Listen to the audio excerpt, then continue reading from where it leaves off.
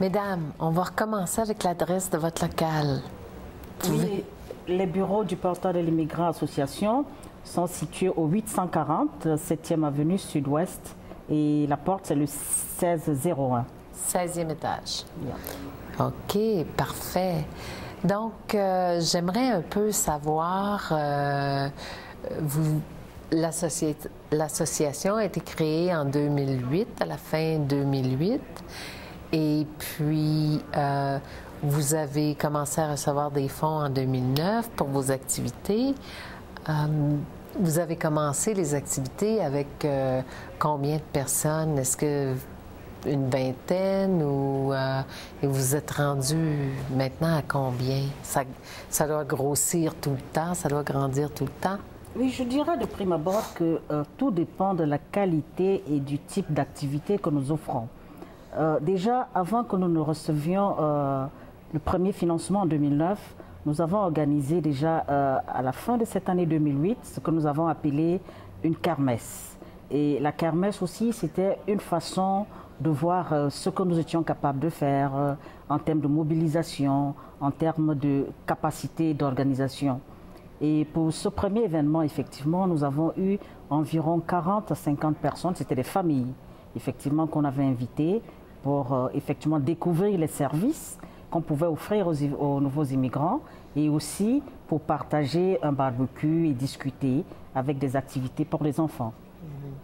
Et vous montez une banque de données, je suppose, avec les clients que vous avez? Une banque de données, je dirais pas beaucoup, une banque de données, mais en termes d'activité, nous savons où aller chercher la clientèle.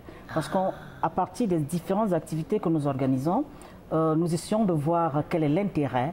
Ça dépend pour des familles avec des enfants, on connaît quel type d'activité pourrait les intéresser. Si ce sont des familles, juste des jeunes couples, il y a une autre catégorie et on sait à quel moment aller vers les familles ou les jeunes couples. OK. Et puis on m'a dit que vous aviez déjà gagné un prix. Oui, je dirais. Parlez-nous de ça. Oui, je dirais que déjà le portail de l'immigrant association avait reçu en 2010 un prix de la CFA, un prix pour effectivement valoriser la qualité du travail que nous étions en train de faire au niveau de Calgary. Et en 2011, moi personnellement, j'ai reçu un prix qu'ils appellent le prix de l'immigration, le prix de la Pretty Paul, qui effectivement essaie de mettre en exergue un immigrant qui effectivement a contribué d'une manière ou d'une autre à la communauté. C'est bien, félicitations. Merci. Oui, à Edmonton.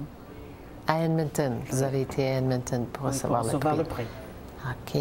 Est-ce que vous avez des clients d'Edmonton qui vous appellent et puis qui requièrent vos services? Non, je ne dirais pas de clients d'Edmonton, mais je prendrai un peu le tournoi de soccer que nous avons organisé cette année. Nous avons eu une équipe qui venait d'Edmonton, une équipe qui venait de Brooks, alors que depuis les années antérieures, on restait un peu dans le cadre de Calgary.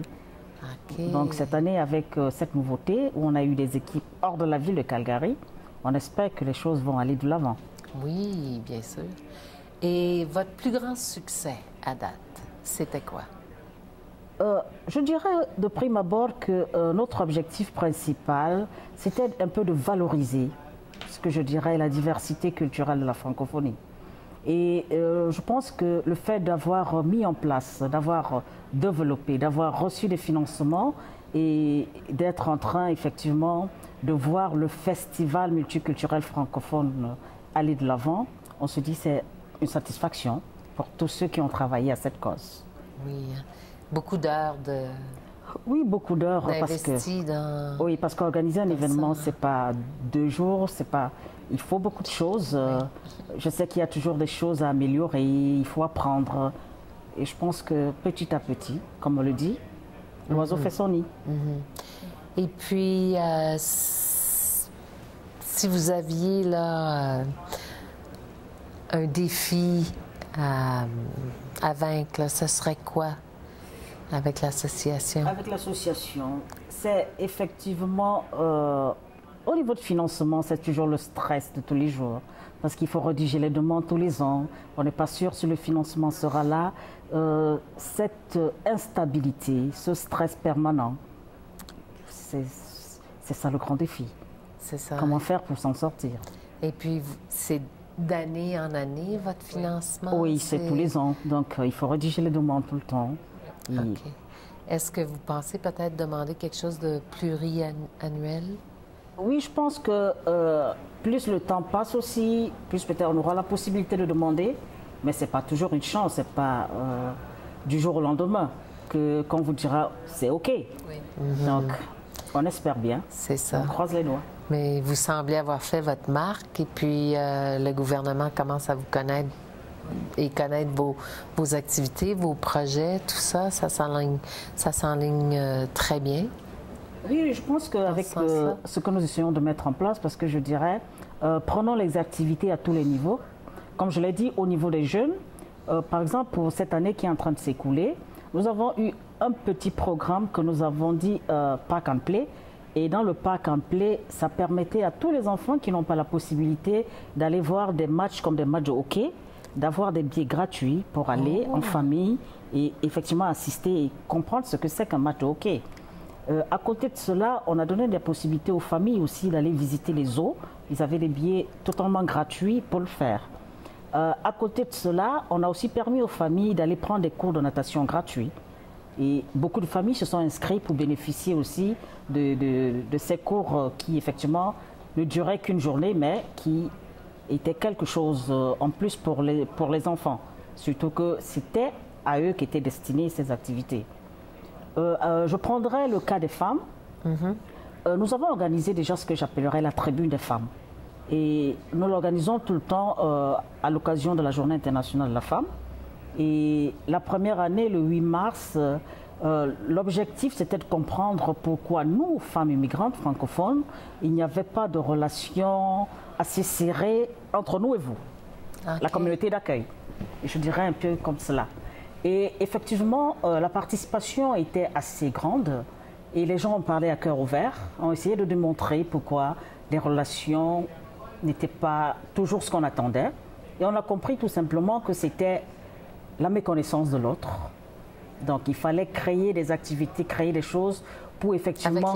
Avec les deux groupes, pour faire comprendre à chacun que nous sommes tous identiques, malgré le fait que je vienne d'un autre continent et ainsi de suite.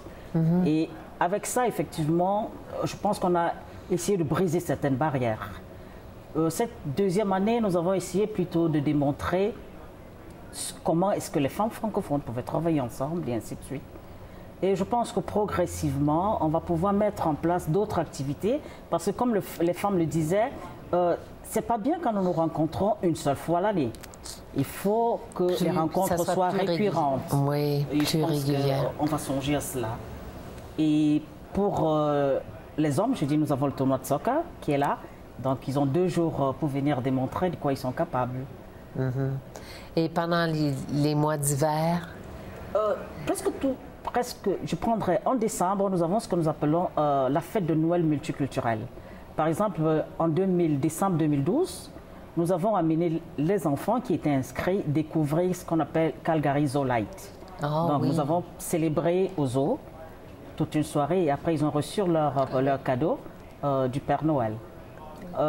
Au mois de février... Est-ce qu'il y en a qui ne connaissaient pas le Père Noël?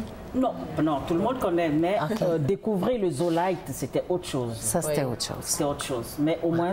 Et aussi, on essaie de ramener, parce que la façon d'organiser la fête de Noël, par exemple, dans leur culture, c'est pas toujours la même chose. Non, c'est différent, c'est ça. On essaie effectivement de faire toutes les choses de la même manière.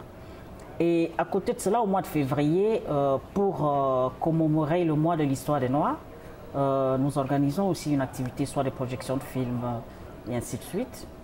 Et comme je dis, au mois de mars, c'est pour la femme. Pour la femme. Après, nous passons généralement à l'organisation du festival qui nous prend beaucoup plus de temps. Mais entre ça, nous avons ce que nous appelons des ateliers. Et les ateliers que nous organisons généralement, ce sont des ateliers qui sont basés sur des thématiques, seront les besoins qui ont été effectivement soulevés par nos clients. Et ces ateliers, ça peut être un atelier qui est totalement destiné à la femme, qui est totalement destiné à sa santé, qui est destiné à comment, par exemple, développer une activité génératrice de revenus, et ainsi de suite. Donc, des thématiques assez spécifiées. Et est-ce que vous semblez avoir de très bons partenariats ici à travers la ville? Oui, je commencerai par la ville de Calgary parce que nous avons un très bon partenariat et c'est pour cette raison que nous permettons aux enfants d'aller aux zoo, d'aller faire des cours de natation et ainsi de suite. Nous avons un autre organisme avec qui nous avons développé le partenariat qui nous permet effectivement de faciliter l'accès de ces enfants aux activités de hockey. Par exemple, pendant la période de cet été, ils ont permis aux enfants d'assister à des cours de musique. Ils ont permis aussi à des enfants d'assister à des cours de cuisine, chef en miniature et ainsi de suite. Ah, oui. Donc, ce sont des partenariats, ce ne sont pas des fonds. On le fait à base des partenariats. Donc, mais ça fonctionne aussi bien que des fonds, hein, voilà. Souvent. Et c'est beaucoup plus solide aussi et durable. Oui, oui, exactement. Voilà, donc je pense qu'en termes de partenariat, nous en avons développé un assez grand nombre. OK. Et qu'est-ce que vous nous préparez pour l'automne? Qu'est-ce qui s'en vient là? Septembre, octobre, novembre? Oui, d'ici octobre, on pensait organiser ce que nous allons appeler une soirée diversité. Et cette soirée diversité, ce serait beaucoup plus comme une soirée interculturelle. Et au cours de cette soirée interculturelle, ça permettrait peut-être à 2 pays francophones de venir nous présenter qu'est-ce qu'ils ont, discuter avec les autres pour mieux faire connaître leur pays à ceux qui seront présents. Et vous venez de quel endroit? Quel est votre pays d'origine? Moi, je viens de l'Afrique, beaucoup plus précisément du Cameroun. OK. Oui. Et Sheila? Oui? Même endroit. Est-ce que vous vous connaissiez avant d'arriver ici? Non, on s'est connus au Canada. Ah, OK. OK. Et ça fait longtemps que vous êtes à Calgary? Toi, Moi, 2008? Je suis arrivé au Canada en 2008. Au Canada en 2008. Ouais. Directement à Calgary? Oui, parce que j'avais eu l'occasion d'y venir 2 fois de suite pour des vacances. Ah, OK. Donc, je connaissais un peu Calgary. OK. And Sheila? I was in Toronto at 2007. Then I moved to Calgary to visit my sister. Then from there I become used to Calgary. Then I decided to move to Calgary. Ah oui, les gens qui viennent à Calgary juste en visite, souvent, ils restent à Calgary pendant des années. Ah, c'est bien. Et est-ce que vous avez... Sheila, tu as une sœur ici?